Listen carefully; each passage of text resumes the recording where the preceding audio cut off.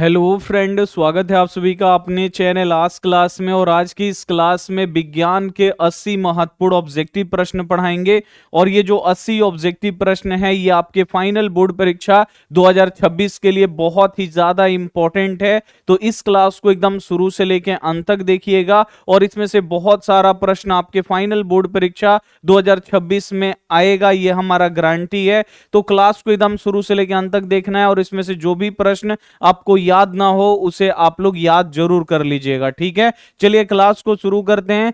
शुरू करने से पहले जो भी हमारे प्यारे बच्चे वीडियो को लाइक नहीं किए हैं प्लीज आप लोग वीडियो को लाइक कर दीजिए। और जो भी प्यारे बच्चे अभी तक चैनल को सब्सक्राइब नहीं किए हैं तो ये सब्सक्राइब वाला बटन है, इसको दबा दीजिए। जैसे ही आप लोग चैनल को सब्सक्राइब करिएगा घंटी आ जाएगा, घंटी आप लोग दबाइएगा तो नोटिफिकेशन ओपन हो जाएगा। इस नोटिफिकेशन को आपको ऑल पे दबा देना है। जैसे ही आप लोग ऑल पे दबाइएगा ये घंटी इस प्रकार से हो जाएगा। इस प्रकार से अगर आप लोग चैनल सब्सक्राइब कर लीजिएगा तो जब भी हम लाइव क्लास करवाएंगे आपके फोन पे नोटिफिकेशन जाएगा और उस नोटिफिकेशन को क्लिक करके सीधे आप हमारे लाइव क्लास में जुड़ सकते हैं।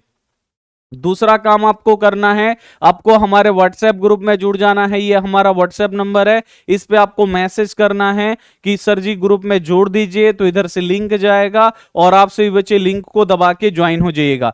चलिए क्लास को शुरू करते हैं। पहला नंबर प्रश्न लगाते हैं। देखिए टोटल इसमें 80 ऑब्जेक्टिव प्रश्न हैं और 80 के 80 जो ऑब्जेक्टिव प्रश्न है ये वीवीआई प्रश्न है, इसे आपको याद रखना है, ठीक है। तो चलिए पहला क्वेश्चन आप लोगों का जो है ये है अम्लीय वर्षा का पीएच मान कितना होता है। बहुत ही इंपॉर्टेंट क्वेश्चन है, बोर्ड परीक्षा में आता है। तो अम्लीय वर्षा का बाबू पीएच मान कितना होता है तो आपको याद रखना है 5.6 से कम।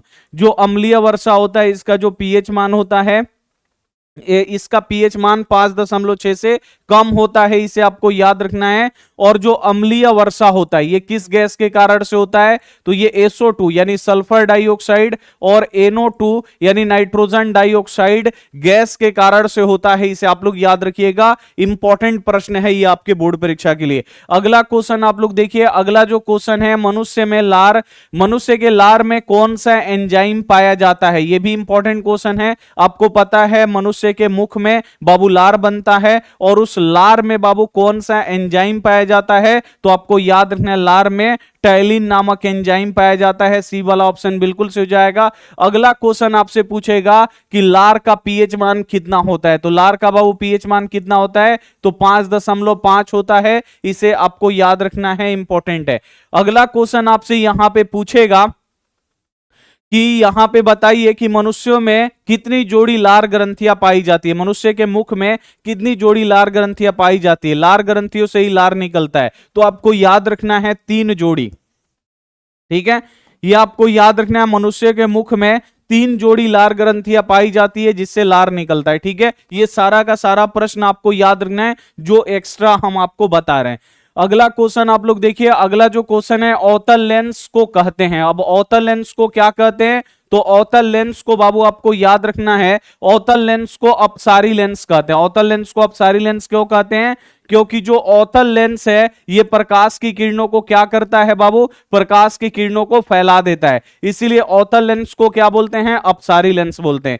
अब यहां से एक क्वेश्चन और पूछता है कि उत्तल लेंस को क्या कहते हैं, तो उत्तल लेंस को बाबू क्या कहते हैं तो उत्तल लेंस को अभिसारी लेंस कहते हैं। और उत्तल लेंस को अभिसारी लेंस क्यों कहते हैं क्योंकि ये प्रकाश की किरणों को मोड़ के एक बिंदु पे लाके इकट्ठा कर देता है, इसीलिए उत्तल लेंस को अभिसारी लेंस कहते हैं। और ये दोनों क्वेश्चन बोर्ड एग्जाम में आता है कि अवतल लेंस को क्या कहते हैं, अवतल लेंस को अपसारी लेंस कहते हैं, और उत्तल लेंस को क्या कहते हैं तो उत्तल लेंस को अभिसारी लेंस कहते हैं, इसे आप लोग याद रखिएगा।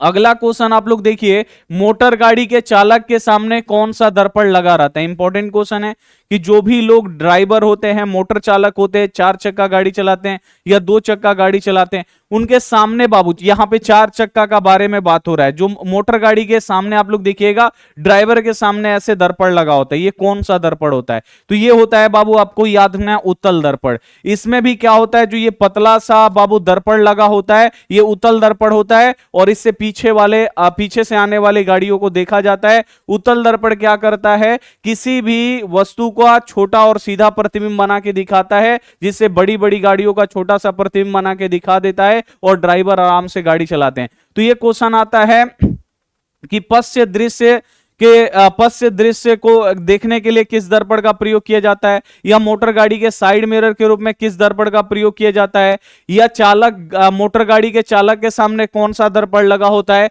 तो आपको याद रखना है उत्तल दर्पण लगा होता है। इंपॉर्टेंट क्वेश्चन है। अगला क्वेश्चन देखिए, एक वयस्क मनुष्य के कितने दांत होते हैं? इंपॉर्टेंट क्वेश्चन है। तो एक अगर जवान आदमी है तो बाबू कितने दांत होते हैं? तो एक वयस्क मनुष्य के आपको याद रखना है 32 दांत होते हैं। जवान आदमी के 32 दांत होते हैं। अब यहां पे क्वेश्चन आएगा कि दांत यानी दूध का दांत कितने प्रकार के होते हैं? तो बाबू दूध का दांत कितने प्रकार का होता है? तो आपको याद रखना है, सॉरी, दूध के दांत कितने होते हैं? बोर्ड एग्जाम में ये आता है कि दूध के दांत कितने होते हैं, या बचपन के दांत कितने होते हैं? तो 20 दांत होते हैं। जो बचपन में क्या होता है, टूट के जमता है, वो दूध का दांत होता है। दूध का दांत जो होता है ना, टूट जाता है बचपन में, ठीक है।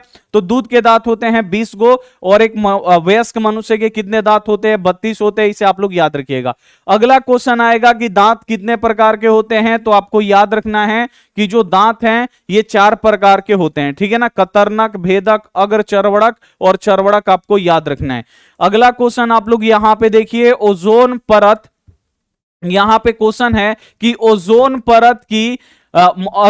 परत किस हानिकारक किरण से सुरक्षा प्रदान करता है? यह भी इंपॉर्टेंट क्वेश्चन है। आपको पता है कि जो पृथ्वी है, पृथ्वी के वायुमंडल में बाबू एक ओजोन परत है जो हानिकारक पारावैंगनिक किरणों से हमें रक्षा प्रदान करता है। अगर पारावैंगनिक किरण अगर सीधे हमारे स्किन पे आएगा तो सीधे हम लोगों का त्वचा कैंसर हो जाता है। उससे बचाने के लिए बाबू ओजोन परत है वायुमंडल में जो पारावैंगनिक किरणों को छानता है। वही यहां पे क्वेश्चन है कि ओजोन परत किस हानिकारक किरण से हमें रक्षा प्रदान करता है? तो आपको याद रखना पारावैंगनिक किरणों से।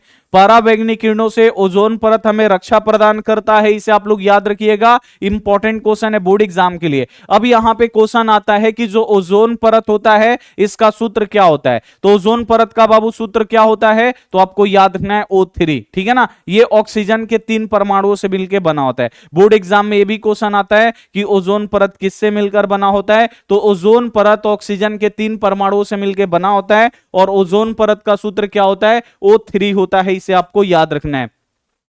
अगला क्वेश्चन आप लोग देखिए, मनुष्यों का वृक्क यानी किडनी संबंधित है किससे? अब यहां पे आपसे पूछा जा रहा है कि जो मनुष्यों का वृक्क है यानी जो किडनी है ये किससे संबंधित है? तो मनुष्यों का वृक्क यानी जो किडनी है ये किससे संबंधित है? तो आपको याद रखना है उत्सर्जन से संबंधित है। इसे आप लोग याद रखिएगा। वृक्क क्या करता है बाबू? हमारे शरीर में जितने भी बाबू मतलब हानिकारक पदार्थ है, यानी जो भी हमारे शरीर का कचरा है, अपशिष्ट पदार्थ है, उसको हमारे शरीर से बाहर निकालता है वृक्क। अब अगला क्वेश्चन आएगा कि जो वृक्क है बाबू इसका आकार कैसा होता है? तो वृक्क का आकार बाबू एकदम सेम के बीज के समान होता है। इस प्रकार से होता है, इसे आप लोग याद रखिएगा। एकदम सेम के बीज के समान होता है जो वृक्क होता है, एकदम सेम के बीज के समान होता है। और जो वृक्क होता है यानी जो किडनी होता है हमारे शरीर में बाबू कितना होता है? एक जोड़ी। आपको याद रखना है, एक जोड़ी का मतलब कितना हुआ? 2 गो हुआ। इसे आप लोग याद रखिएगा। तो ये वृक्क से क्वेश्चन आता है, आप लोग याद रखिएगा कि मनुष्यों में वृक्क संबंधित है किससे? उत्सर्जन से। और वृक्क का आकार कैसा होता है? सेम के बीज के समान होता है। और मनुष्यों में जो वृक्क है वो एक जोड़ी पाया जाता है, यानी 2 गो पाया जाता है। इसे आप लोग याद रखिएगा। अगला क्वेश्चन है, मानव नेत्र में कौन सा लेंस पाया जाता है? ये भी इंपॉर्टेंट क्वेश्चन है कि मानव नेत्र में कौन सा लेंस, यानी हम लोगों के आंखों में कौन सा लेंस है? तो आपको याद रखना है उत्तल लेंस। हम लोगों की आंखों में बाबू कौन सा लेंस पाया जाता है? तो हम लोगों की आंखों में उत्तल लेंस पाया जाता है। इसे आप लोग याद रखिएगा, इंपॉर्टेंट है। अगला क्वेश्चन है, पौधों में जल का परिवहन कौन करता है? एक पौधे में बाबू भोजन का परिवहन करता है और एक जल का परिवहन करता है। तो पौधों में जल का परिवहन कौन करता है? तो जौ से जल होता है और जौ से जाइलम होता है। पौधों में जल का परिवहन जाइलम करता है। और क्वेश्चन आएगा कि पौधों में भोजन का परिवहन कौन करता है? तो पौधों में भोजन का जो परिवहन है ये फ्लोएम करता है। इसे आप लोग याद रखिएगा। अगला क्वेश्चन आप लोग यहां पे देखिए, ऊष्मा और विद्युत का सबसे अच्छा चालक कौन सा होता है? तो ऊष्मा और विद्युत का बाबू सबसे अच्छा चालक कौन सा होता है? तो आप लोग याद रखिएगा, चांदी। चांदी जो है उष्मा के लिए भी सबसे अच्छा है और विद्युत के लिए भी सबसे अच्छा चालक है। क्वेश्चन ये भी पूछ देता है कि विद्युत का सर्वोत्तम चालक कौन सा है, यानी सबसे अच्छा चालक कौन सा है? तो विद्युत का सबसे अच्छा चालक कौन सा होता है? चांदी होता है। इसे आप लोग याद रखिएगा। चांदी का संकेत क्या होता है, Ag होता है। और आपको याद रखना है चांदी का परमाणु संख्या कितना होता है, 47 होता है। ये भी बोर्ड एग्जाम में पूछता है, इसे आप लोग याद रखिएगा। यहां पे हम लोग 80 ऑब्जेक्टिव प्रश्न पढ़ेंगे और ये 80 VVI ऑब्जेक्टिव प्रश्न है। अगर इसे याद रखिएगा तो इसमें से बहुत सारा प्रश्न आपके बोर्ड एग्जाम में आएगा। अगला क्वेश्चन आप लोग यहां पे देखिए, अगला क्वेश्चन है पेड़ पौधों की पत्तियां हरा किसके कारण से होता है। आप लोग देखें ना, पेड़ पौधों की जो पत्तियां होती है वो हरी दिखाई देती है, किसके कारण से दिखाई देती है, तो आपको याद रखना है क्लोरोफिल के कारण से दिखाई देता है। क्लोरोफिल का रंग कैसा होता है, यह भी बोर्ड एग्जाम में पूछता है कि क्लोरोफिल वर्णक का रंग कैसा होता है, तो आपको याद रखना है हरा होता है। क्लोरोफिल हरा रंग का होता है और यह पत्तियों में पाया जाता है, इसीलिए पत्तियों का रंग कैसा होता है, हरा होता है। तो ये आप लोग याद रखिएगा, इंपॉर्टेंट क्वेश्चन है। अगला क्वेश्चन आप लोग देखिए, पवनों का देश किसे कहा जाता है, यानी किस देश में पवन चक्की सबसे ज्यादा है, इसीलिए उसे पवनों का देश कहा जाता है। तो पवनों का देश बाबू किसे कहा जाता है, तो आपको याद रखना है डेनमार्क को। डेनमार्क को पवनों का देश कहा जाता है, यानी पवन चक्कियों का देश कहा जाता है, इसे आप लोग याद रखिएगा। अब एक क्वेश्चन और आपके बोर्ड एग्जाम में पूछता है कि पवन चक्की को चलने के लिए हवा का चाल कम से कम कितना होना चाहिए। तो पवन चक्की को चलने के लिए हवा का जो चाल है वो 15 किलोमीटर प्रति घंटा से अधिक होना चाहिए, इसे आप लोग याद रखिएगा। 15 किलोमीटर प्रति घंटा से अगर अधिक हवा का चाल रहेगा तो ये जो पवन चक्की की पंखुड़ी है बाबू घूमेगा और बिजली बनेगा। अगर 15 से कम हो जाएगा यानी 14 हो जाएगा तो ये बाबू सही से नहीं घूम पाएगा, जिससे बिजली नहीं बन पाएगा। तो इंपॉर्टेंट क्वेश्चन है, बोर्ड एग्जाम में आता है कि पवन चक्की को चलने के लिए हवा का चाल कम से कम कितना होना चाहिए, तो 15 किलोमीटर प्रति घंटा होना चाहिए। ठीक है, अगला क्वेश्चन है सीएफसी का पूरा नाम क्या है। तो बाबू सीएफसी का पूरा नाम क्या होता है, क्लोरोफ्लोरोकार्बन। और ये क्लोरोफ्लोरोकार्बन बाबू कहां से निकलता है, तो एसी से निकलता है, फ्रिज से निकलता है, इसे आप लोग याद रखिएगा, और बड़े बड़े जेट इंजन से निकलता है सीएफसी गैस। और ये सीएफसी गैस क्या करता है बाबू, तो ये ओजोन परत में छेद कर देता है। ठीक है ना, जो ओजोन परत होता है पारावैंगनिक किरणों से हमें रक्षा प्रदान करता है, उसी ओजोन परत को ये छेदने का काम करता है, भेदने का काम करता है, उसको नष्ट करने का काम करता है, इसे आपको याद रखना है। तो सीएफसी का पूरा नाम क्या होता है, क्लोरोफ्लोरोकार्बन। यहां पे देखिए कहां पे लिखा है क्लोरोफ्लोरोकार्बन, यहां पे ए वाला ऑप्शन बिल्कुल सही जाएगा। आपसे पूछ देगा सीएफसी गैस कहां से निकलता है, तो फ्रिज से निकलता है, एसी से निकलता है, जेट इंजन यानी बड़े बड़े इंजनों से निकलता है, इसे आप लोग याद रखिएगा। और सीएफसी क्या करता है, तो परावैंगनी मतलब ओजोन परत जो है ना, ओजोन परत को नष्ट करने का काम करता है। अगला क्वेश्चन देखिए, शुद्ध सोना कितने कैरेट का होता है। जो एकदम प्योर सोना होता है बाबू कितने कैरेट का होता है, तो आपको याद रखना है जो एकदम शुद्ध सोना है, प्योर सोना है, ये 24 कैरेट का होता है, इसे आप लोग याद रखिएगा। और 24 कैरेट वाला सोना कैसा होता है, तो ये होता है मुलायम।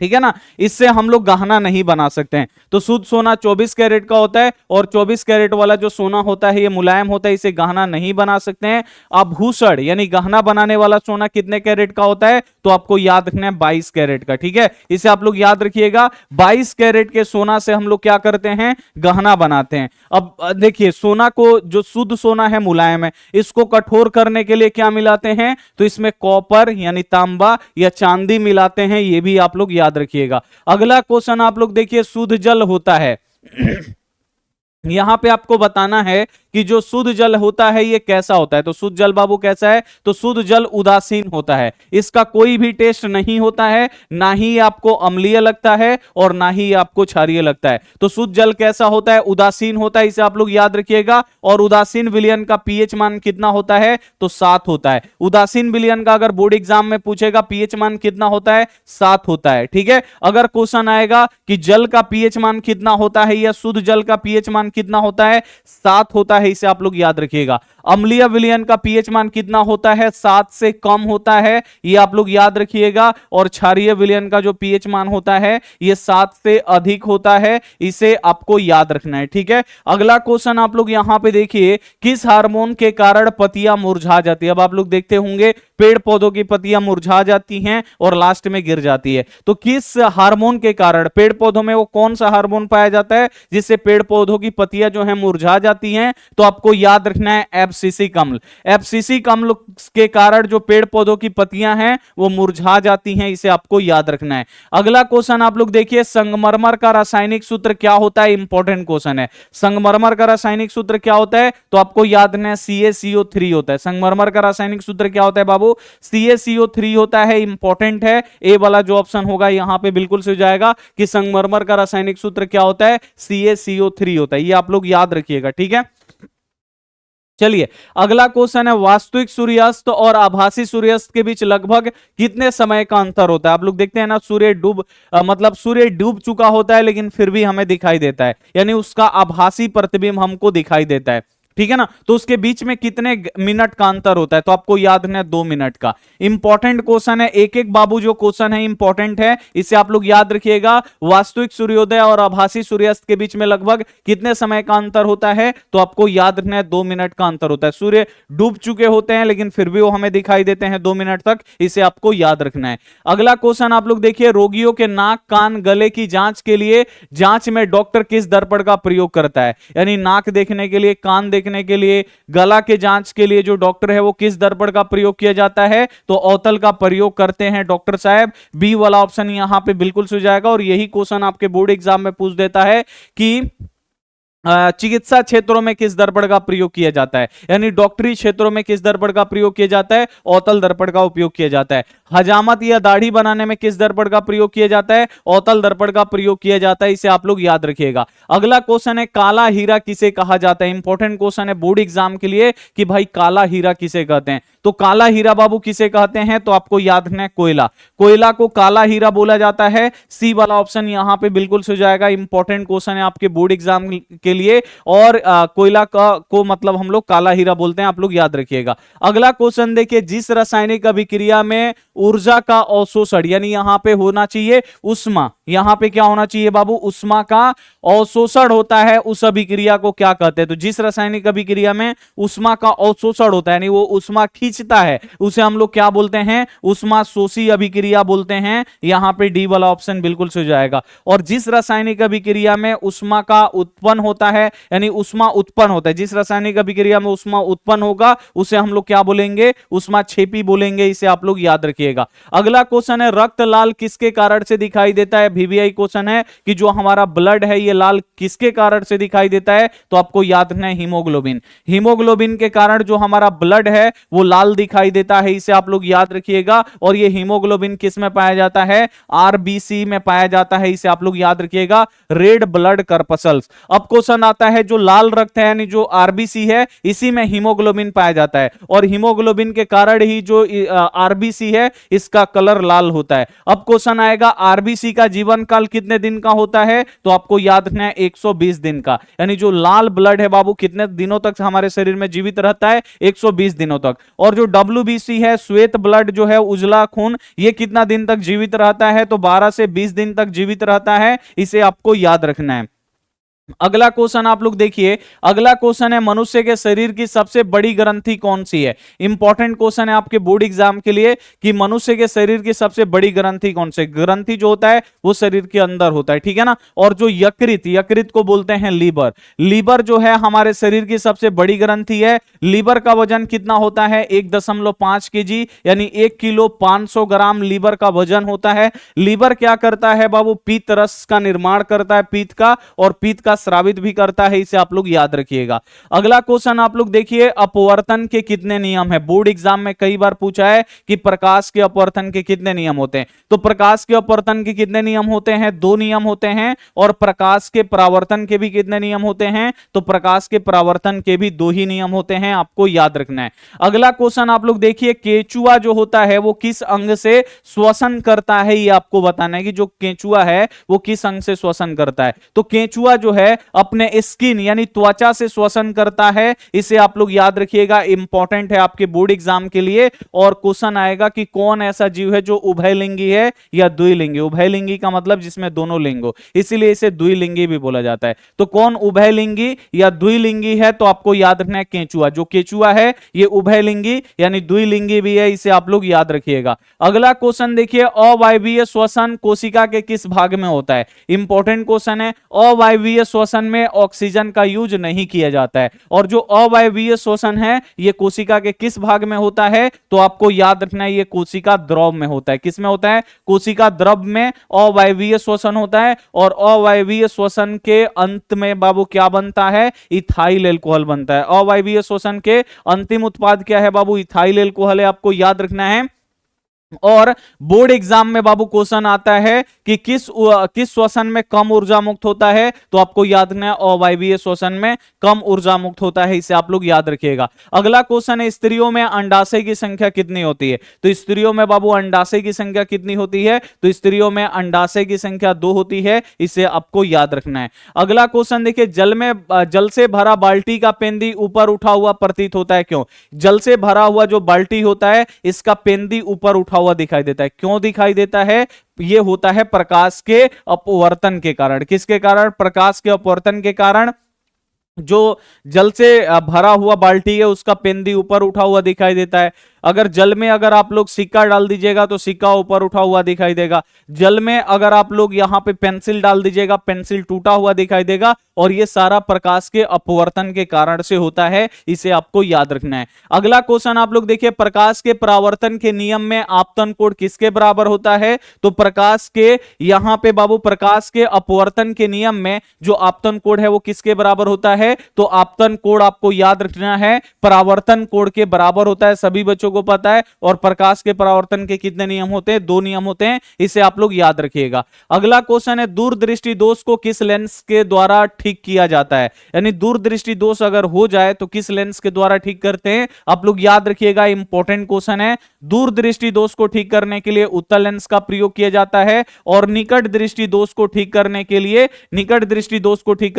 अवतल लेंस का प्रयोग किया जाता है। और यह क्वेश्चन बोर्ड एग्जाम में आता है कि दूरदृष्टि दोष को ठीक करने के लिए किस लेंस का प्रयोग किया जाता है, उत्तल लेंस को। और निकट दृष्टि दोष को ठीक करने के लिए यहां पे अवतल लेंस का प्रयोग किया जाता है। अगला क्वेश्चन देखिए, वे पदार्थ जो जैविक प्रक्रम द्वारा अपघटित हो जाते हैं उसे क्या कहते हैं। अब यहां पे क्वेश्चन है कि वे पदार्थ जो जैविक प्रक्रम द्वारा अपघटित हो जाते हैं, नहीं जो सड़ गल जाते हैं, ठीक है ना, उसको रखिएगा कुछ दिन तो सड़ गल जाएगा, उसे हम लोग क्या कहते हैं, तो जैव निम्न करणीय कहते हैं। क्या बोलते हैं बाबू, जैव निम्न करणीय कहते हैं कि वे पदार्थ जो जैविक प्रक्रम द्वारा अपघटित हो जाता है, सड़ गल जाता है, उसे जैव निम्न करणीय कहते हैं। अजैव निम्न करणीय का मतलब वैसा पदार्थ जो कभी सड़ता गलता नहीं है, जैसे प्लास्टिक हो गया, शीशा हो गया, ये कभी भी सड़ता गलता नहीं है, ठीक है ना, तो ये क्या हो गया, अजैव निम्न करणीय पदार्थ, ठीक है। अगला क्वेश्चन आप लोग देखिए, प्रतिरोध का एसआई मात्रक क्या होता है, इंपॉर्टेंट क्वेश्चन है बोर्ड एग्जाम के लिए कि प्रतिरोध का एसआई मात्रक क्या होता है। तो प्रतिरोध का एसआई मात्रक क्या होता है, ओम होता है,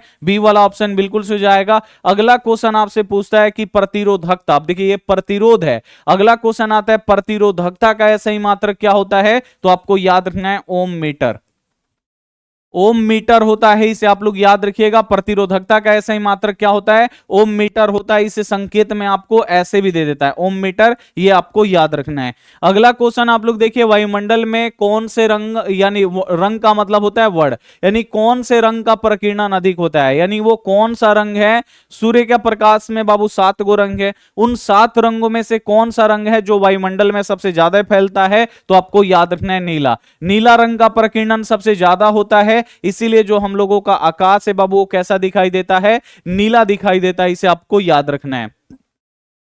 अगला क्वेश्चन है, अनुवांशिकी के पिता किसे कहते हैं। बहुत बार ये क्वेश्चन बोर्ड एग्जाम में पूछा गया है कि अनुवांशिकता के पिता किसे कहते हैं, यानी अनुवांशिकी के पिता किसे कहते हैं, तो आपको याद रखना है ग्रेगर जॉन मेंडल, ये आप लोग याद रखिएगा, इंपॉर्टेंट क्वेश्चन है, सी वाला ऑप्शन यहां पे बिल्कुल सही हो जाएगा। ग्रेगर जॉन मेंडल को हम लोग क्या बोलते हैं, अनुवांशिकी के पिता बोलते हैं, इसे आप लोग याद रखिएगा। अगला क्वेश्चन देखिए, स्पेक्ट्रम में किस रंग के किरण का झुकाव अधिक होता है, तो स्पेक्ट्रम में बाबू किस रंग के किरण का झुकाव सबसे ज्यादा होता है, तो जो कमजोर आदमी होता है सबसे ज्यादा झुकता है, उसी प्रकार जो कमजोर रंग है वो सबसे ज्यादा झुकेगा। कमजोर रंग कौन सा है, बैगनी, बैगनी जो रंग है बाबू ये सबसे अधिक झुकता है, इसे आपको याद रखना है। अब क्वेश्चन आएगा कौन सा रंग कम झुकता है, तो जो मजबूत आदमी होते हैं वो कम झुकते हैं। लाल रंग जो होता है ये कम झुकता है, इसे आप लोग याद रखिएगा, और बैगनी रंग अधिक झुकता है, इसे आपको याद रखना है। अगला क्वेश्चन है स्त्रियों के लिंग गुणसूत्र होते हैं, स्त्रियों में कौन से लिंग गुणसूत्र पाए जाते हैं, तो आपको याद रखना है स्त्रियों में XX लिंग गुणसूत्र पाए जाते हैं, दोनों XX पाए जाते हैं, इसे आपको याद रखना है। अब अगला क्वेश्चन यहीं से पूछ देता है कि स्त्रियों, यहां पे क्वेश्चन आता है किस में लिंग गुणसूत्र का पूर्ण जोड़ा पाया जाता है। पूर्ण जोड़ा का मतलब एक जैसा, तो किसमें बाबू लिंग गुणसूत्र का पूर्ण जोड़ा पाया जाता है, तो आपको याद रखना है स्त्रियों में। स्त्रियों में दोनों XX पाया जाता है, ये दोनों मिलके एक जोड़ा हो जाता है, पूर्ण जोड़ा हो जाता है। तो पूर्ण जोड़ा किसमें पाया जाता है, स्त्रियों में पाया जाता है। और पुरुषों में बाबू लिंग गुणसूत्र का कौन सा होता है, तो XY। XY पुरुषों में होता है, इसे आप लोग याद रखिएगा। लिटमस पत्र किससे प्राप्त होता है, नहीं आपको पता है लिटमस पेपर किससे प्राप्त होता है। लिटमस पेपर से हम क्या करते हैं, अम्ल और क्षार का पता लगाते हैं। तो जो लिटमस पेपर है बाबू ये किससे प्राप्त होता है, तो आपको याद रखना है लाइकेन से प्राप्त होता है, सी वाला ऑप्शन यहां पे राइट होगा। अगला क्वेश्चन है 1 ग्राम सोना से लगभग कितना लंबा तार बनाया जा सकता है, तो 1 ग्राम सोना से बाबू लगभग कितना हम लोग लंबा तार खींच सकते हैं, तो आपको याद रखना है 2 किलोमीटर लंबा। जो सोना होता है ये अधिक तन्य होता है, इसको खींच खींच कर पतला से भी पतला तार खींच सकते हैं। अब मान लीजिए 1 ग्राम सोना इतना होगा, इतना सोना से हम लोग 2 किलोमीटर लंबा तार खींच सकते हैं, इसे आप लोग याद रखिएगा, बहुत ज्यादा इंपॉर्टेंट है। अगला क्वेश्चन है किस रंग का तरंग दैर्ध्य सबसे कम होता है। अब किस रंग का बाबू तरंग दैर्ध्य कम होता है, तो आपको याद रखना है बैगनी। बैगनी रंग का तरंग दैर्ध्य कम होता है, इसलिए कमजोर रंग होता है। किस रंग का तरंग दैर्ध्य अधिक होता है, तो लाल रंग का तरंग दैर्ध्य अधिक होता है, तो यह मजबूत रंग होता है, इसे आप लोग याद रखिएगा। अगला क्वेश्चन है किस दर्पण में छोटा प्रतिबिंब प्राप्त होता है, तो किस दर्पण में बाबू छोटा प्रतिबिंब बनता है, तो आपको याद रखना है उत्तल दर्पण में, ठीक है ना। किस दर्पण से केवल छोटा प्रतिबिंब बनता है, तो आप लोग याद रखिएगा उत्तल दर्पण में केवल छोटा प्रतिबिंब बनता है, इसे आपको याद रखना है। अगला क्वेश्चन देखिए विद्युत धारा उत्पन्न करने वाली युक्ति को क्या कहते हैं, जिससे विद्युत धारा उत्पन्न होता है, ठीक है ना। तो विद्युत धारा बाबू किससे उत्पन्न होता है, जनित्र। जनित्र यानी जनरेटर। आप लोग देखते हैं गांव में शादी ब्याह होता है तो जनरेटर आता है, जनरेटर को हिंदी में जनित्र बोला जाता है, और वो बिजली का उत्पादन करता है। तो जब भी क्वेश्चन आएगा विद्युत धारा उत्पन्न करने वाली युक्ति को क्या कहते हैं, जनित्र कहते हैं, ए वाला ऑप्शन यहां पे राइट हो जाएगा। अगला क्वेश्चन देखिए आहार श्रृंखला में हरे पेड़ पौधे क्या कहलाते हैं, तो आहार श्रृंखला में बाबू हरे पेड़ पौधे क्या कहलाते हैं, तो हरे पेड़ पौधे जो होते हैं ये उत्पादक कहलाते हैं। बी वाला ऑप्शन यहां पे बिल्कुल सो जाएगा कि आहार श्रृंखला में जो हरे पेड़ पौधे होते हैं ये क्या कहलाते हैं, उत्पादक कहलाते हैं। अगला क्वेश्चन आप लोग देखिए पाचन की क्रिया कहां पूरी होती है। इंपॉर्टेंट क्वेश्चन है बोर्ड एग्जाम के लिए कि जो पाचन की क्रिया है बाबू वो कहां पूरी होती है, तो हमारे पेट में बाबू खाना कहां पे जाके पूरी तरीके से पच जाता है, तो आपको याद रखना है छोटी आंत में। छोटी आंत में बाबू पाचन की जो क्रिया है ये पूरी तरीके से हो जाती है, भोजन यहां पे पूरी तरीके से पच जाता है, इसे आपको याद रखना है। अगला क्वेश्चन पूछ देता है कि आहार नाल का सबसे लंबा भाग कौन सा है, तो आहार नाल का बाबू सबसे लंबा भाग कौन सा है, तो आपको याद रखना है छोटी आंत। जो छोटी आंत है ये आहार नाल का सबसे लंबा भाग है, नाम है इसका छोटी आंत लेकिन है ये सबसे लंबी, इसे आपको याद रखना है। अगला क्वेश्चन है मनुष्यों में गुणसूत्रों की संख्या कितनी होती है, तो मनुष्यों में गुणसूत्रों की संख्या कितनी होती है, 46 होती है, इसे आपको याद रखना है। और अगर जोड़ा में पूछेगा कि मनुष्यों में कितना जोड़ा गुणसूत्र होता है, तो आपको याद रखना है 23 जोड़ा, ठीक है ना, 23 जोड़ा गुणसूत्र होता है, इसे आपको याद रखना है। अगला क्वेश्चन आप लोग देखिए ग्लूकोज में हाइड्रोजन के कितने अणु होते हैं। इंपॉर्टेंट क्वेश्चन है बोर्ड एग्जाम के लिए कि ग्लूकोज में कितने हाइड्रोजन के अणु होते हैं, तो ग्लूकोज का फॉर्मूला आपको याद रखना है C6H12O6। सबसे पहले ग्लूकोज का आपको फॉर्मूला याद रखना है। अब इसमें बोल रहा है हाइड्रोजन के कितने अणु यानी परमाणु हैं, तो हाइड्रोजन के कितने हैं बाबू 12 हैं, यहां पे बी वाला जो ऑप्शन होगा राइट हो जाएगा, ठीक है।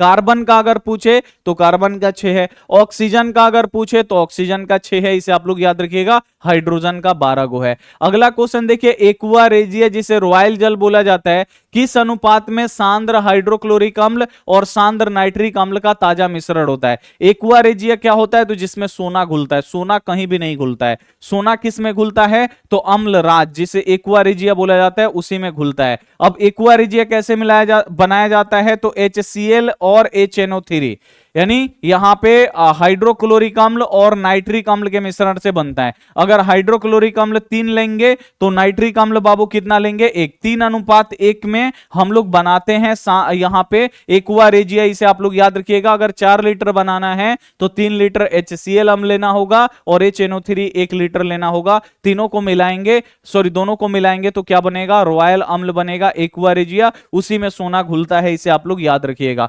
अगला क्वेश्चन आप लोग देखिए, पुष्प का कौन सा भाग फल बनता है। बहुत ज्यादा इंपॉर्टेंट क्वेश्चन है कि पेड़ पौधों में जो पुष्प होता है, पुष्प का कौन सा भाग जो होता है वो फल बनता है, तो आपको याद रखना है अंडाशय। पुष्प में जो अंडाशय वाला पार्ट होता है वही क्या बनता है बाबू, फल बनता है। बहुत ही इंपॉर्टेंट है, इसे आप लोग याद रखिएगा। आज के इस क्लास में 80 ऑब्जेक्टिव प्रश्न पढ़ाएंगे जो बहुत ही ज्यादा VVI है। एक एक प्रश्न आपको याद रखना है और क्लास को एकदम शुरू से लेकर अंत तक देखना है। और जो भी हमारे प्यारे बच्चे अभी तक इस क्लास को लाइक नहीं किए हैं, प्लीज एक बार आप लोग क्लास को लाइक कर दीजिए। अगला क्वेश्चन आप लोग देखिए, यहां पे किसी भी अम्लीय विलयन का पीएच मान कितना होता है। अगर विलयन अम्लीय है तो उसका पीएच मान कितना होगा, 7 से कम होगा। किसी भी अम्लीय विलयन का पीएच मान कितना होता है, 7 से कम होता है। और किसी भी क्षारीय विलयन का पीएच मान कितना होता है, क्षार है तो 7 से अधिक होगा। अगर उदासीन विलयन है तो उसका पीएच मान 7 के बराबर होगा, इसे आपको याद रखना है। अगला क्वेश्चन देखिए, हजामत बनाने के लिए किस दर्पण का उपयोग होता है। बहुत ही ज्यादा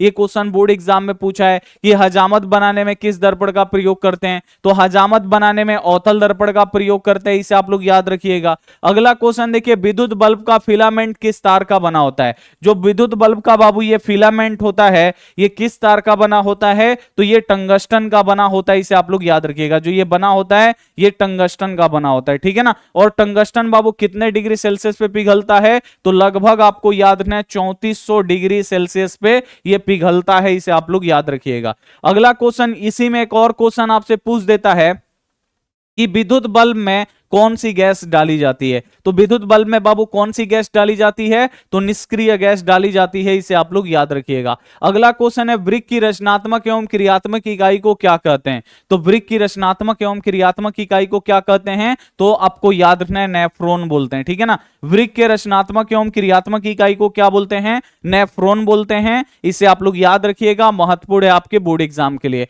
अगला क्वेश्चन है, आममीटर को विद्युत परिपथ में कैसे जोड़ा जाता है। तो आममीटर होता है, एगो वोल्ट मीटर होता है। देखिए आप बिल्कुल ध्यान से, आममीटर होता है, एक होता है वोल्ट मीटर ठीक है। तो वोल्ट मीटर बड़ा लिखा है, आममीटर देखिए छोटा है, तो छोटा वाला आपको याद रखना है श्रेणी क्रम में, यानी आममीटर को हम लोग श्रेणी क्रम में जोड़ते हैं। और जो वोल्ट मीटर होता है ये देखिए पार्श्वबद्ध क्रम, या इसे हम लोग बोलते हैं समानांतर क्रम, ठीक है ना, समानांतर क्रम में जोड़ते हैं, आप लोग याद रखिएगा। तो इसका नाम बड़ा होता है, तो बड़ा वाला बड़ा के साथ, छोटा वाला छोटा के साथ। तो आममीटर जो होता है बाबू, आममीटर क्या करता है, विद्युत धारा को मापता है, और इसको परिपथ में किस क्रम में जोड़ते हैं, श्रेणी क्रम में। अगला क्वेश्चन आपसे बोलेगा वोल्ट मीटर को किस क्रम में जोड़ते हैं, तो पार्श्वबद्ध क्रम में जोड़ते हैं, इसे आपको याद रखना है। अगला क्वेश्चन है, कार्बन हाइड्रोजन से संयोग करके क्या बनाता है। तो कार्बन जो है वो हाइड्रोजन से संयोग करके क्या बनाता है, हाइड्रोकार्बन बनाता है।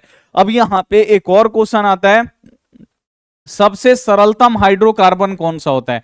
सबसे सरल हाइड्रोकार्बन कौन सा होता है, CH4, जिसे मीथेन बोला जाता है। जो मीथेन होता है ये सबसे सरलतम हाइड्रोकार्बन होता है, इसे आप लोग याद रखिएगा कि कार्बन और हाइड्रोजन के संयोग से क्या बनता है, हाइड्रोकार्बन। और सबसे सरलतम हाइड्रोकार्बन क्या होता है, CH4। CH4 को क्या बोला जाता है, मीथेन बोला जाता है, इसे आपको याद रखना है। अगला क्वेश्चन है, जिस उपकरण में धन और ऋण का चिन्ह नहीं होता उसे हम लोग क्या कहते हैं। सॉरी यहां पे बोल रहे किस उपकरण में धन यानी प्लस और ऋण यानी माइनस का चिन्ह नहीं होता है, किसमें प्लस माइनस का चिन्ह नहीं होता है, तो आपको याद रखना है कुंडली। जो कुंडली होता है ना, इसमें प्लस माइनस का चिन्ह होता है। सेल यानी बैटरी आप लोग देखते होंगे, बैटरी में बाबू एगो प्लस का पॉइंट होता है, एक माइनस का पॉइंट होता है। वोल्ट मीटर जो होता है इसमें भी आपको याद रखना है, एगो प्लस होता है, एगो माइनस होता है। ए मीटर में भी क्या होता है, एगो प्लस वाला तार होता है, एगो माइनस वाला होता है, ठीक है ना, एगो प्लस वाला होता है, एगो माइनस वाला होता है। तो किसमें प्लस माइनस का चिन्ह नहीं होता है, तो आपको याद रखना है कुंडली।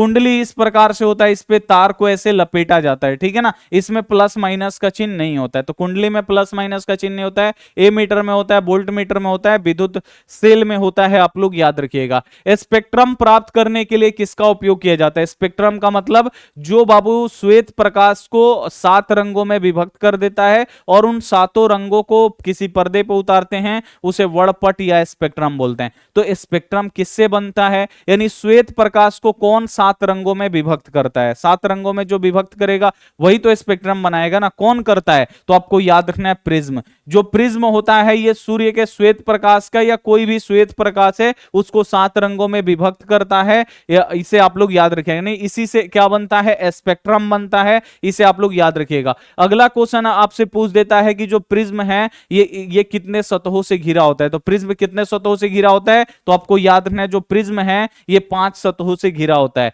अगला क्वेश्चन देखिए, निम्न में से किस माध्यम में प्रकाश की चाल अधिकतम होती है? यानी कहां पे जो प्रकाश है बाबू सबसे तेज गति से चलता है? तो आपको याद रखना है निर्वात। निर्वात ना होगा तो उसके बाद हम लोग किस में टिक करेंगे? हवा में। सबसे पहले देखिए सबसे ज्यादा प्रकाश का चाल होता है निर्वात में, निर्वात के बाद हवा में, हवा के बाद जल में, जल के बाद कांच में, इसे आप लोग याद रखिएगा। तो हवा में निर्वात नहीं दिया है ऑप्शन, तो हवा में हम लोग टिक करेंगे। अगला क्वेश्चन आप लोग देखिए, सामान्य अनुशीतलन दाब कितना होता है? आदमी का जो बीपी होता है 120/80 होता है, इसे आप लोग याद रखिएगा। अ से क्या होता है? अनुशीतलन। अ से होता है अनुशीतलन, अ से होता है 80। तो सामान्य अनुशीतलन कितना होता है? 80 mm होता है। और प्रांकुंचन कितना होता है? प्रांकुंचन 120 होता है, इसे आप लोग याद रखिएगा। अगला क्वेश्चन देखिए, टिंडल प्रभाव प्रकाश की कौन सी परिघटना को प्रदर्शित करता है? तो टिंडल प्रभाव बाबू क्या दिखाता है? तो प्रकाश का प्रकीर्णन। प्रकाश के प्रकीर्णन को मतलब जो टिंडल है वो प्रकाश की कौन सी घटना को दर्शाता है? तो टिंडल प्रभाव को दर्शाता है, इसे आप लोग याद रखिएगा। अगला क्वेश्चन है, दांतों को साफ करने वाला दंत मंजन प्राय होता है। दांतों को साफ रखने वाला जो दंत मंजन होता है वो कैसा होता है? तो आपको याद रखना है क्षारीय होता है, ठीक है। यहां पे ए वाला ऑप्शन बिल्कुल से हो जाएगा। अगला क्वेश्चन आप लोग देखिए, इंद्रधनुष का बनना किस घटना पे आधारित है? आप लोग देखते हैं ना बारिश के बाद आकाश में क्या होता है, कभी कभी इंद्रधनुष बन जाता है, 7 जो कलर है ना वो दिखाई देने लगता है, वो इंद्रधनुष होता है। तो ये किस कारण से बनता है? तो प्रकाश का वर्ण विक्षेपण। वर्ण का मतलब रंग, विक्षेपण का मतलब अलग अलग। जब सूर्य का श्वेत प्रकाश क्या होता है, पानी की बिंदु से होकर अपवर्तित होता है, तो जो पानी की बूंद है वो प्रिज्म की तरह काम करती है और जो श्वेत प्रकाश है उसको उसके 7 रंगों को यानी 7 वर्णों को अलग अलग कर देती है। यानी क्या हो जाता है? प्रकाश का वर्ण विक्षेपण हो जाता है। प्रकाश का वर्ण विक्षेपण होगा तो इंद्रधनुष बनता है, इसे आप लोग याद रखिएगा। अगला क्वेश्चन है, डायनेमो से कैसा धारा प्राप्त होता है? बहुत ही ज्यादा इंपॉर्टेंट क्वेश्चन है कि डायनेमो से कैसा धारा प्राप्त होता है। तो डायनेमो से एसी करंट यानी प्रत्यावर्ती धारा और डायनेमो से दिष्ट करंट यानी डीसी करंट प्राप्त होता है, यानी दोनों प्राप्त होता है। डायनेमो से एसी करंट भी मिलता है यानी प्रत्यावर्ती धारा भी मिलता है और दिष्ट धारा यानी डीसी करंट भी मिलता है, दोनों मिलता है। यहां पे सी वाला ऑप्शन राइट होगा। अगला क्वेश्चन है, गोलीय दर्पण जिसका दृश्य क्षेत्र बहुत विस्तृत होता है। गोलीय दर्पण जिसका दृष्टि क्षेत्र जो है ना बहुत ही विस्तृत होता है, बहुत ही बड़ा होता है, वो कौन सा गोलीय दर्पण है जिसका दृष्टि क्षेत्र बड़ा होता है, यानी बहुत दूर तक का वस्तु उसमें दिखाई देता है? वो कौन है? तो आपको याद रखना है उत्तल दर्पण। उत्तल दर्पण का दृष्टि क्षेत्र बहुत ही बड़ा होता है, ये बहुत ही दूर तक का वस्तु हमें दिखाई देता है, ठीक है। अगला क्वेश्चन आप लोग देखिए, मनुष्य के मस्तिष्क को कितने भागों में बांटा जाता है? तो मनुष्य के मस्तिष्क यानी दिमाग को 3 भागों में बांटा जाता है, इसे आप लोग याद रखिएगा। आगे वाला हिस्सा जो होता है प्रमस्तिष्क होता है, बीच वाला मध्य मस्तिष्क और पीछे वाला प्रमस्तिष्क होता है, इसे आप लोग याद रखिएगा, इंपॉर्टेंट है। अगला क्वेश्चन आएगा कि मनुष्यों का जो मस्तिष्क है इसका वजन कितना होता है? तो 1400 ग्राम होता है, यानी 1.4 kg होता है, इसे आप लोग याद रखिएगा, ठीक है। अगला क्वेश्चन आप लोग देखिए, लिंग गुणसूत्र का पूर्ण जोड़ा किसमें पाया जाता है? अभी हम आपको कुछ देर पहले बताए कि लिंग गुणसूत्र का पूर्ण जोड़ा किसमें होता है? तो स्त्रियों में होता है, क्योंकि स्त्रियों का जो होता है लिंग गुणसूत्र वो XX होता है और लिंग गुणसूत्र का पूर्ण जोड़ा स्त्रियों में पाया जाता है। और पुरुषों में कौन सा गुणसूत्र होता है? तो XY होता है लिंग गुणसूत्र, इसे आप लोग याद रखिएगा, महत्वपूर्ण है। अगला क्वेश्चन देखिए, डेंगू उत्पन्न करने वाला मच्छर किस तरह के जल में उत्पन्न होता है? तो डेंगू उत्पन्न करने वाला जो मच्छर है वो आपको याद रखना है साफ जल में, ठीक है ना। साफ को बोला जाता है शुद्ध। शुद्ध जल में उत्पन्न होता है, और जो मलेरिया उत्पन्न करने वाला मच्छर होता है ये गंदा जल में उत्पन्न होता है, इसे आपको याद रखना है। अगला क्वेश्चन है नर युग्मक और मादा युग्मक के संयोजन से क्या बनता है? तो नर युग्मक और मादा युग्मक, नर युग्मक अंडाणु, मादा युग्मक शुक्राणु, और दोनों जब मिलते हैं तो क्या बनता है? जाइगोट बनता है, युग्मजन बनता है, इसे आप लोग याद रखिएगा। ए वाला ऑप्शन राइट हो जाएगा। अगला क्वेश्चन है 1 HP यानी एक अश्वशक्ति यानी एक हॉर्स पावर, एचपी का मतलब हॉर्स पावर, एक हॉर्स पावर बाबू कितने के बराबर होता है? तो आपको याद रखना है 746 वाट के बराबर होता है। अगला क्वेश्चन है धातुओं की प्रकृति होती है, धातुओं की प्रकृति बाबू कैसी होती है? तो आपको याद रखना है धातुओं की जो प्रकृति होती है ये विद्युत धनात्मक होती है, इसे आप लोग याद रखिएगा, इंपॉर्टेंट है। ए वाला ऑप्शन बिल्कुल से जाएगा। धातुओं की प्रकृति कैसी होती है? तो धातुओं की जो प्रकृति होती है विद्युत धनात्मक होते हैं, इसे आप लोग याद रखिएगा। अगला क्वेश्चन है ग्रेफाइड होता है, ग्रेफाइड क्या होता है? तो ग्रेफाइड बाबू आप लोग देखें, ग्रेफाइड आपको कहां देखने को मिलता है? तो जो पेंसिल आप लोग चलाते हैं, जो पेंसिल का नीब होता है वो ग्रेफाइड होता है। ग्रेफाइड कार्बन का अपरूप होता है, ये अधातु है। ग्रेफाइड क्या होता है? अधातु। अधातु से कभी भी करंट प्रवाहित नहीं होता है, लेकिन ग्रेफाइड एक ऐसा अधातु है जिससे करंट प्रवाहित होता है, यानी ये अपवाद है। बोर्ड एग्जाम में इसीलिए क्वेश्चन आता है कि ग्रेफाइड होता है। ग्रेफाइड क्या होता है? विद्युत का सुचालक होता है। बी वाला ऑप्शन यहां पे बिल्कुल से जाएगा, इससे विद्युत धारा प्रवाहित होता है। ग्रेफाइड अधातु होता है, लेकिन ये अधातु होते हुए भी इससे विद्युत धारा प्रवाहित होता है। अगला क्वेश्चन देखिए क्लोरोफिल वर्णक का रंग होता है। जो क्लोरोफिल होता है, क्लोरोफिल कहां पाया जाता है? पेड़ पौधों की पत्तियों में, और इसी क्लोरोफिल के कारण पेड़ पौधों की जो पत्तियां होती हैं वो हरा होती हैं, ठीक है ना। तो क्वेश्चन है कि क्लोरोफिल वर्णक का रंग कैसा होता है? हरा होता है। ये इंपॉर्टेंट है, आपको याद रखना है। अगला क्वेश्चन देखिए एक लिंगी पुष्प का उदाहरण है। यहां पे आपसे पूछा जा रहा है कि एक लिंगी यानी एक लिंग है, एक लिंगी पुष्प कौन सा है? तो आपको याद रखना है पपीता।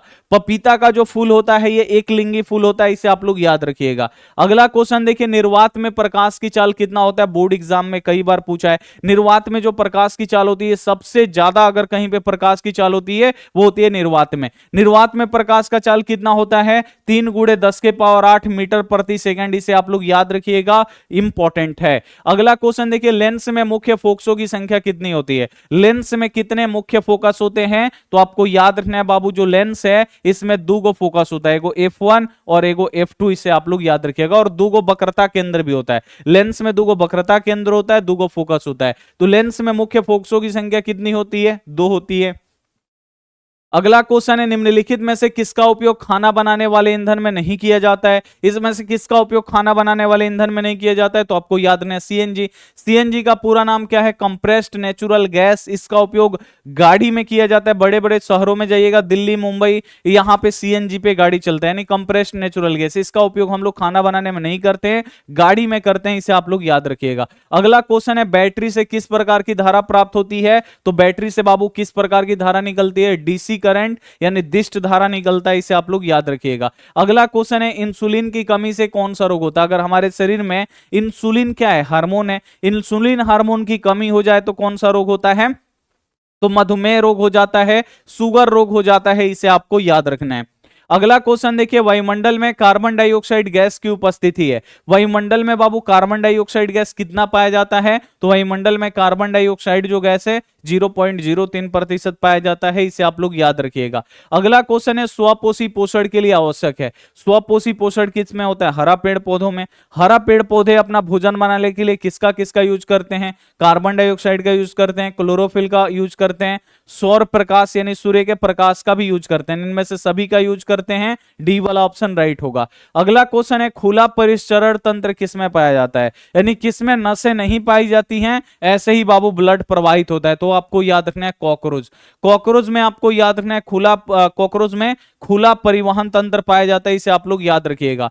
खुला परिसरण तंत्र किसमें पाया जाता है? कॉकरोच में पाया जाता है। चलिए तो यहां पे बाबू हम आपको 80 ऑब्जेक्टिव प्रश्न पढ़ा दिए हैं। ये 80 के 80 ऑब्जेक्टिव क्वेश्चन आपको याद रखना है, बोर्ड परीक्षा के लिए बहुत ही ज्यादा इंपॉर्टेंट है। तो एक एक प्रश्न आपको याद रखना है, बहुत ही ज्यादा इंपॉर्टेंट क्वेश्चन है, ठीक है। और जो भी हमारे प्यारे बच्चे वीडियो को लाइक नहीं किए हैं लाइक कर दीजिए, और जो भी हमारे प्यारे बच्चे चैनल को सब्सक्राइब नहीं किए हैं सब्सक्राइब कर लीजिए। हम आपसे मिलेंगे अगली क्लास में, तब तक अपना ध्यान रखिए, मन लगा के पढ़ाई करिए। Take care and bye.